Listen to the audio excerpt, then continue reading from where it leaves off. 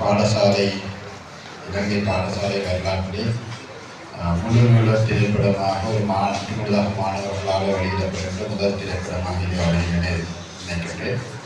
இதில் உண்மையிலேயே யாழ்ப்பாணம் இந்து கல்லூரி மாணவர்களுக்கான பல்வேறுபட்ட தங்களுடைய ஆளுமையை விரித்து செய்வதற்கான பல்வேறுபட்ட வேலை திட்டங்கள் ஈடுபட்டு வருகின்றது. அது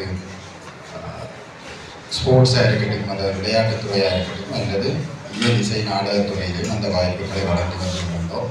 அந்த வகையில் இது யாழ்ப்பாணம் இந்து கல்லூரி மாணவர்களால் கடந்த 5 வருடங்கள் எடுக்கப்பட்ட நினைக்கிறேன் 3 அல்லது 4வது படமாக இருக்கணும். இதுக்கு முதல் டெங்கு அவேர்னஸ், அதாவது டெங்கு விழிப்புணர்வு ஏற்படுத்துறதுக்காக ஒரு திரைப்படத்தினை எங்களுடைய சுகாதார சேவைகள் திணைக்களத்தோடு இணைந்து செயல்படுத்தியிருப்பார்கள்.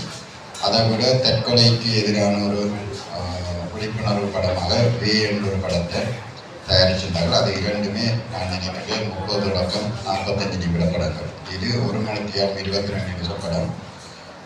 இதில் நான் வைக்கிறேன் இந்த படத்தை பார்த்துருந்ததில் நான் பார்த்த சில விடயங்கள், பெரும்பாலான பாடசாலையின் பெரும்பாலான எனக்கு நிறைய மாணவர்களை இதில் ஈடுபடுத்தி இருந்துச்சுன்னா, தனிய மாணவர்களை மட்டுமில்லை ஆசிரியர்களையும் இந்த திரைப்படத்துக்குள்ள உள்வாங்கி இருக்கணும். என்னையும் அதுக்குள்ள உள்வாங்கிக்கணும். நான் பெரிதாக சினிமா பக்கம் ஒரு காலமே நடத்தது திருப்பி கேட்டு அதை செய்திருந்துச்சிடும். அப்போ தான் எனக்கு அந்த சினிமா துறையில் இருக்கிற நுணுக்கங்கள், எப்படி அந்த டப்பிங்கை செய்யணும், எப்படி ஒரு திரைப்படத்தை எடுக்கணும் என்று கூட நான் அப்போ தான் அறிஞ்சு கொண்டேன். நான் உட்பட அதில் நடித்த அனைத்து ஆசிரியர்களும் கூட. ஸோ இது எங்களுக்கு ஒரு வித்தியாசமான அனுபவம். உங்களுக்கு தெரியும், இந்தியன் சினிமா, அதாவது தென்னிந்திய சினிமாவின் இப்போதைய போக்கில் யாழ்ப்பாண சமூகம் பல வேண்டத்தகாத மாற்றங்கள் எங்களுடைய சமூகத்தில் ஏற்பட்டு கொண்டு வரது தெரியும். அதில் இருந்து மீளோணும் என்ற நோக்கத்தோடு நாங்கள் யாழ்ப்பாணம் இந்து கல்லூரி பொய்மையிலிருந்து நிதர்சனத்துக்கு எனும் துணைப்பொருளில் ஒரு தொடர்ச்சியான செயல் அமர்வுகளை மாணவர்களுக்கு கொண்டு போயிருந்தோம். எங்களுக்கு இருக்கிற ரோல் மாடல் எங்களோட சமூகத்துக்கு இருக்கணும் என்றதை சுட்டி காட்டி, எங்களோட தென்னிந்திய சினிமா வார அதே இதை நாங்கள் தொடரக்கூடாது, அதில் இருக்கிற நல்ல விடயங்களை எடுத்துக்கொண்டு கொண்டு செல்லணும் என்ற நோக்கத்தோடு அந்த பொய்மையிலிருந்து நிதர்சனத்துக்கு என்று தொடர்ச்சியாக கிட்டத்தட்ட 5 அல்லது 6 செயலமர்களை இந்த பாடசாலை மாணவர்களுக்கு காட்டியிருந்தார். அதற்கு காரணம் இந்தியன் சினிமாண்ட தாக்கம் எங்களுடைய சமூகத்தில் எவ்வாறு இருக்கின்றது. இதில் உண்மையாகவே பாடசாலை மாணவர்களாக அதில் நிறைய முதல் படம் என்ற வகையில் சில குறைகளும் இருக்கலாம். அதனை தவிர்த்து இது ஒரு பாடசாலை மாணவர்களின் படைப்பாக தான் நான் பார்க்குறேன். அந்த படைப்புக்கு பின்னால் அவர்கள் உழைத்தது எனக்கு நிறையவே தெரியும். கிட்டத்தட்ட 6 மாதத்துக்கு மேற்பட்ட உழைப்பு. அவர்கள் அதோடைய திரிஞ்சு வரைக்கும் என்னட்ட சைன் வேண்டைக்கு நான் தரையை குனிஞ்சு கொண்டு தான் சைன் பண்ணுறேன் என்றால் அடிக்கடி கேட்டுக்கொண்டிருப்பாங்க. இன்றைக்கு 3 பாடம் தாங்க சார், இன்றைக்கு 4 பாடம் என்றால் 2 விதத்திலேயே நான் மேனேஜ் பண்ணணும்னு சொல்லியிருப்பேன். இதுக்கு முதலே வெளியிடுறதுக்குன்னு சொல்லி ஃபுல்ஃபெட் டேயில் வெளியிடணுமென்று விடிய காலமே 4:30-5 மணி மட்டும் ஒர்க் பண்ணிக்கேன். எனக்கு அப்போ தான் யோசிச்சேன், விடிய 5 மணி வீட்டை போயிட்டு இருந்து ஒர்க் பண்ணி ஓடி திரியினா மண்டே ஆனால் இவர்களுடைய ஏதோ ஒரு தொழில்நுட்ப காரணத்தால் வேற இல்லை படம் அழகண்டு அழுகினமா. அப்போதான் நான் யோசித்தேன், வாய்ஸ் இருந்து அழுகிறத அன்றைக்கு தான் பார்த்தேன். அந்த படம் வெளியில் வேற இல்லைன்ற ஃபீலிங் பேருந்து பார்க்க விளங்கிச்சு. அதுக்கு எவ்வளோ தூரம் அவர்கள் போட்ட ஒர்க் அவுட் நடித்திருந்தது, மியூசிக் கம்போசிங்கில் இருந்து எல்லாமே அந்த மாணவர்கள் செய்திருந்தது ஒரு மிக வரவேற்கத்தக்க விடயம். இது நாங்கள் ஏன் இதை செய்கிறோம் இந்த மாணவர்கள் மத்தியிலேன்னு சொன்னால், ஒவ்வொரு மனுஷனுக்கு தன்னை வெளிப்படுத்தணும், எக்ஸ்போஸ் பண்ணணுன்ற விருப்பம் இந்த சமூகத்தில் இருக்கும். அதுக்கான களங்கள், அதுக்கான ஸ்பேஸ் நாங்கள் ஏற்படுத்தி கொடுக்கணுன்றது பாடசாலையில் தேவை.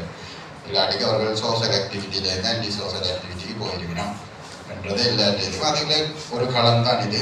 இதில் வார ஃபண்ட் எடுத்து இவர்கள் வீத சேஞ்ச் என்ற ஒரு ப்ரோக்ராமை இன்றைக்கு ஒரு 3 வருடங்கள் 2021ஆம் ஆண்டு தொடங்கிட்டு, அதாவது கிராமப்புறம் அல்ல பின்தங்கிய பாடசாலைகள், பின்தங்கிய பிரதேசங்கள் உள்ள பாடசாலைகளுக்கான லீடர்ஷிப் கேம்ப். அதில் முதலாவது நாங்கள் நேரந்தனை ரோக்கா வித்தியாலயத்தில் 2021ஆம் ஆண்டு தொடங்கியிருந்தோம்.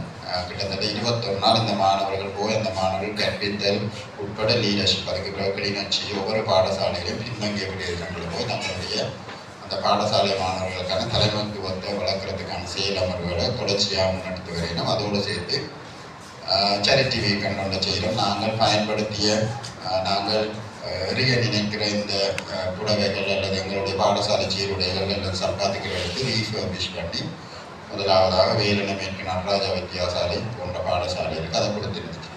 இதுவும் இவர்கள் சமூகத்தோடு சேர்ந்து இயங்குகிற ஒரு பண்பை வளர்க்கணும் என்ற நோக்கத்தோடு நான் விலைக்கு இருந்த இந்த ப்ரிஃபெக்ட் கோட்டை நான் மாற்றி அமைக்கணும் என்று யோசிச்சுன்னா என்ன நான் ப்ரிஃபெக்ட் கோட்டாலேயே 4 நாள் போலீஸ் ஸ்டேஷனில் இருந்தேன். அப்போ எனக்கு அந்த ப்ரிஃபெக்ட் கோட் இப்படி இயங்கக்கூடாது. கோஆப்ரேட் பனிஷ்மெண்ட் இல்லாத ஒரு மாணவர்களை நல்வழிப்படுத்துகிற ஒரு ப்ரிஃபெக்ட் கோட்டை இயங்கணும்ன்றது 2020ஆம் ஆண்டு அன்றைக்கு அக்டோபர் 24ஆம் நான் போலீஸ் ஸ்டேஷனில் ஒரு கேஸ் முடிச்சு வந்த அன்றைக்கு கேட்ட ரிக்வெஸ்ட், நீங்கள் சொசைட்டி உங்களை விரும்புகிற மாதிரி அல்லது டீச்சர்ஸ் உங்களை விரும்புகிற மாதிரி, பேரண்ட்ஸ் உங்களை விரும்புகிற மாதிரி அல்லது உங்களோட ஜூனியர்ஸ் உங்களை விரும்புகிற மாதிரியான ஒரு ப்ரிஃபெக்ட் கோட்டாக மாறணும். அந்த ரிக்வெஸ்ட் உண்மையாக அதை அமைச்சிருக்கணும்.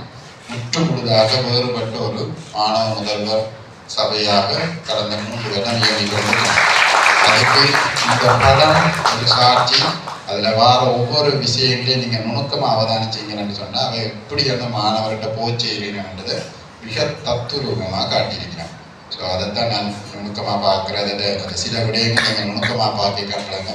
அந்த வகையில் இதற்கு பின்னால் உழைத்த ஆசிரியர்கள், புகைப்பட கழகத்தினுடைய பொறுப்பாசிரியர், நடித்த ஆசிரியர்கள், அவர்களுக்கு வழிகாட்டிய ஆசிரியர்கள் மற்றும் மாணவ முதல்வர், ஸ்பெஷலி பேரண்ட்ஸ் இந்த சப்போர்ட் இல்லாமல் ஒன்றுமே இல்லை. நான் இப்போ அடிக்கடி சொல்கிற பெற்றார் அதுக்கான வழிவகை ஏற்படுத்தி கொடுக்குற பெற்றார் இருக்கணும். அதுதான் நம்ம பெரிய விஷயம்.